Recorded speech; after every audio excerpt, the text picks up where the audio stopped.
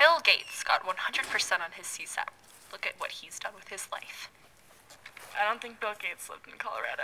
Just saying. He took the MSAT. The MSAT? But also, 90% of kids that take the CSAP have the full potential to get all advanced. On what? 95% of kids who get 100% on their CSAPs learn how to be alligator wrestlers by the age of 30.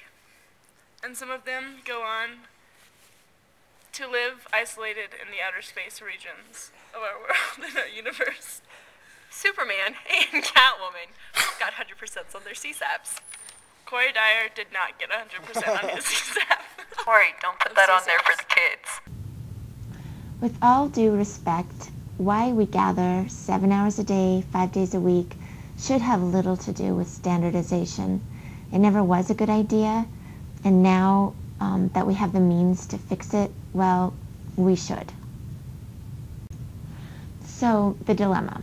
I notice my colleagues are creating and presenting incredible lessons. I know incredible students are attending their classes. That should be a really good mashup, but it's not. So the question, how can students not be engaged in learning in these settings? So I do my brand of research. I listen. On listening to kids, I ask, why is this not working? What would work? And they answer with brilliant suggestions of how to make a class work. The only problem, almost every answer was different. These multiple answers fed more questions in my head. What's the significance of their diverse answers, and how can and should that impact public education? On listening to others, Saul Kaplan recently posted, "Our rhetoric is too much about institutions and not enough about real people." Alan November asks a vital question, who owns the learning? Sir Ken Robinson says we are not linear, we need individualization. Carl Wyman says we need expert individual tutors. Ben Wilkoff, we need to purposefully select a group that will challenge us daily. And Will Richardson, the main thing we need to model for students is how to learn in our personal learning networks safely, ethically, and effectively. And this, I found, this is the only new of the web worth losing sleep over till it's changed. We can now individualize learning in public ed, so we should. Yes? Some action. We got permission to pilot a math class that has personal learning networks as its premise. Groups, expert tutor, and fellow students no longer bound by geography but carefully selected per passion, and the textbook, information no longer limited to a book but open source via the web and individually paced via their networks. Approximately 30 students decided to give it a go. Our findings, besides the fact that learning is messy, standardized tests and content is not going away soon, so rather than waste time discussing any aspects of it, we embrace that content in the most efficient way possible. We created a self-automated Cyclic grid. The kids also came up with some real creative ways to teach each other. One of their favorites was the 5-minute tutorial. We also determined that for this idea to work, individualizing to the max, we needed 2 factors, passion and self-motivation. In a math class of 30, not even half had a passion for math. Most were good at it, but not passionate about it. And while most are by nature self-motivated, that's only under the current way we do school. For example, they were driven by daily grades that test fixed, standardized box content. Take away those grades, and other classes that still had the grades eventually trumped our class in the time allotment for studying. Just a reminder, this isn't a curriculum agenda, it's a people agenda. We're wanting what's best for all players. A new vision, we got permission to start a district-wide innovation lab that focuses on 4 things. First, students creating their own course per passion. The way music's evolved over the years, like we've focused a lot on how, like in the medieval ages, they worked on mainly just like 5th chords, and as the years went on, it just got more complex and complex, and we've been working on those different techniques as they go along in time.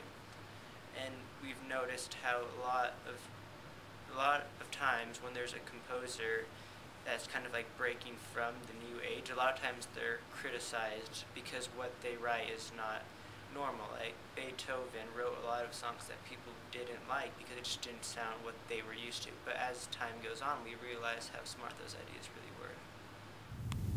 The second is to train students to be tech interns for the classrooms. This would allow teachers to model learning. The student would come in per need and train the class and the teacher at the same time. That keeps the teacher from having to know all the tech, and it mashes up the students' natural abilities with education. Number 3, training kids to be interns for the library. We see the library as the new hub of the school where kids go to edit and create videos. It's also a great place for kids to have access that don't have it at home.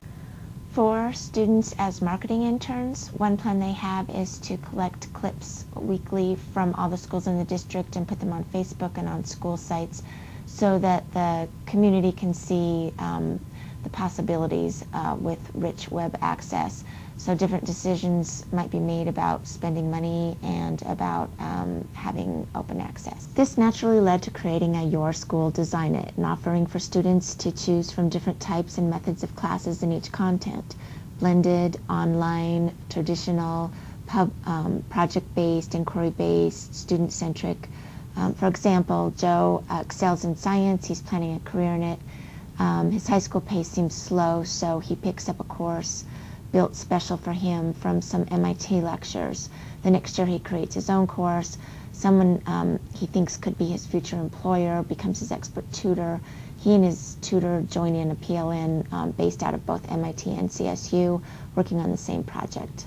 Okay, the thing that probably was the biggest barrier in high school for me was just the classes that I had to take that I never saw as necessary for my major. Because I know there's a lot of people out there that don't know what they want to do for the rest of their life in high school. I mean, it's kind of a big decision, but I always have known that I want to be a communications major, and here I am in college and I'm a communications major. This led to creating Your Professional Development Design It. Teachers' main goal is to create their personal learning environment where they will be challenged daily, then to choose what method suits their style. Teachers' roles are now as diverse as students. Many are facilitators of the PLE's connections for kids. Others enhance their content expertise. They don't even have a class. They just meet with students individually or in small groups by appointment. They also create podcast lectures for others in their content area to use. Each teacher designs their own professional development. Here's the questions, and you used to just fill in the answers. You look up the bold words either in a textbook or you listen to me, and you think you have it all just because you wrote in a sentence based on these questions. We're going to take away the 8.5 by 11 and let you research the topic of how is the Earth's atmosphere heated. I mean, do you think what you're doing today is a little bit different? It's a lot different. I think this is a big step because usually we just have to go in the normal textbook, but like, I don't know, I just see it growing more and more. It'd be cool to be able to use like phones and like all of our resources that we have to research everything. And now one last bit that we think is really important, because we feel that standardized testing has driven so much of what's been done in the past. We believe that schools should now be assessed on 3 things. Number 1, student access. Is there free Wi-Fi? Is there availability of multiple tools, tools that would be natural for the kids? Is there time during the day to use them? Are you using the library as a hub? The second thing, process. Do teachers model learning, particularly through purposefully created personal learning networks? And 3, is there connectivity? Are the students now able to put rich learning into practice through their personal learning networks and personal learning environments? And if so, then everything becomes authentic. School becomes real life. Safe is now risky. Status quo, standardization of content can cripple students' future success. Individualization and self-advocation promote indispensable citizens. That's what we need. To like pave a new path of knowledge, and like it's more than just like an opportunity. It's a responsibility now for us to do the most that we can with this, and to like get innovative and get creative, and to start like fixing the world through math, or like through this whole new system. I mean, it's huge, and I don't think that we've truly taken into like order like how lucky we are and how we really need to like produce something awesome here.